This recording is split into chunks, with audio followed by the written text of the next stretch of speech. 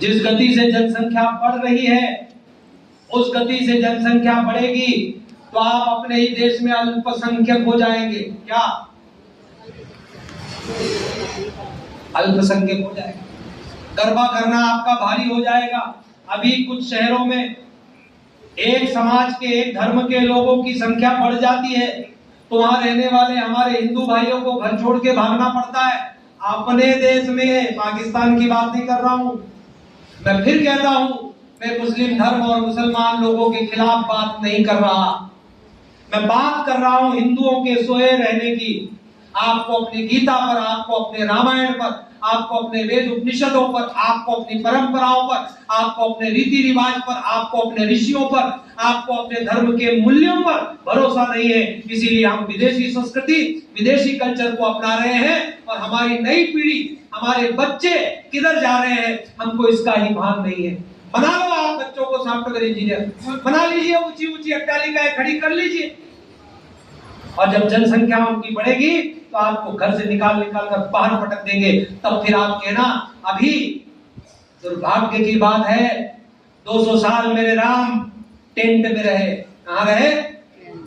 मेरे राम 200 साल टेंट में रहे। हुआ रे मेरा देश, 200 साल तक भगवान राम टेंट में रहे हैं माताओं बहनों भाइयों, और राम जी को उनके घर में स्थापित करने के लिए, राम जी को उनके घर में स्थापित करने के लिए हमको 200 साल लग गए। 200 साल। और ये सनातन धर्म की ताकत देखिए, ये भारत की ताकत देखिए।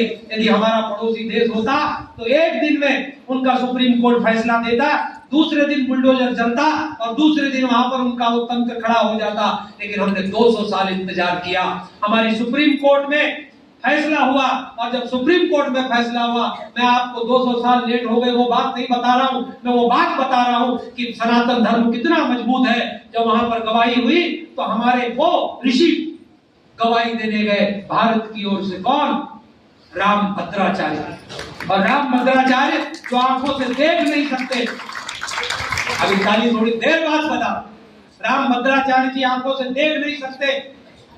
5 जज थे उस बेंच में, और उन जजों में मुस्लिम जज भी थे। और भाई उन्होंने प्रश्न जब पूछे कि सबूत क्या है, कहां पर प्रमाण है, राम का देश, हम राम के वंशज, लेकिन हमको सबूत देना पड़ रहा है कि हमारे भगवान राम यहाँ पैदा हुए थे कि नहीं हुए थे।